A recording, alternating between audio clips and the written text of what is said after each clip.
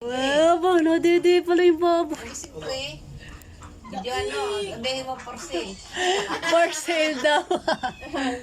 Baby pig.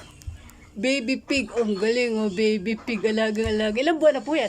Wala pa kang isa, 2 linggo mahigit. Yung Jolina yan. Ay, si Julina pala oh. Kilalanin niyo si Julina. Jolina. Ang cute. Ano po, isa lang yan? 10 kasi nga yung magkakapatid. Ay di gay ka uulan ni lamig. Ay di dinala na dito yung isa. At yan na lang ang natira. Mamamatay na, nabuhay pa. Mamamatay na nga yan. Kinakalugkong na nga. Yan, mapapamahal na po sa inyo yan. Di nyo nakakatayin yan. Yung aking manugang ay nag-alaga nga ng baboy. Ay karating nga sa kama.